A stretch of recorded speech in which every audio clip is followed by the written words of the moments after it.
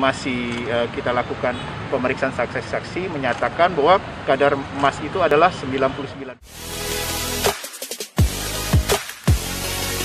Polda Aceh tetapkan 4 tersangka penjualan emas tidak sesuai kadar. Para tersangka diduga menjual emas tidak sesuai karat.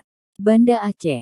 Penyidik Direktorat Reserse Kriminal Khusus Ditreskrimsus Polda Aceh menetapkan 4 tersangka dugaan penjualan emas murni tidak sesuai kadar. Kepala Bidang Humas Polda Aceh Kombes Pol Winardi, di Banda Aceh, Jumat, mengatakan para tersangka berinisial JP, S, D, dan H. Para tersangka diduga menjual emas tidak sesuai karat. Saat ini masih kita lakukan pemeriksaan saksi-saksi menyatakan bahwa kadar emas itu adalah 99%. Para tersangka berjualan emas di toko masing-masing di kawasan Pasar Aceh, Kampung Baru, Kota Banda Aceh, kata Kombes Pol Winardi. Selain menetapkan 4 tersangka, kata Winardi, penyidik juga menyita barang bukti perhiasan emas dari toko para tersangka. Barang bukti yang diamankan yakni dari toko L berupa rantai tangan emas dengan berat 5,5 gram, dan dari toko H berupa rantai kalung emas seberat 6,6 gram. Kemudian, dari toko B dengan barang bukti berupa 2 kalung emas dengan berat 10 gram, dan dari toko A berupa kalung dengan berat 10 gram dan kalung seberat 6 gram. Penyidik juga sudah memeriksa 16 saksi dari 4 toko emas tersebut.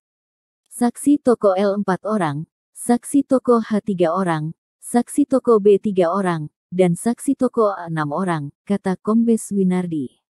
Dia mengatakan pengusutan dugaan penjualan emas tidak sesuai kadar tersebut berawal dari informasi masyarakat.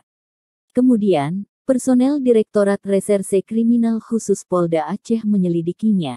Setelah diselidiki, kata Winardi, ditemukan sejumlah toko diduga dengan sengaja memperdagangkan emas murni tidak sesuai kadar.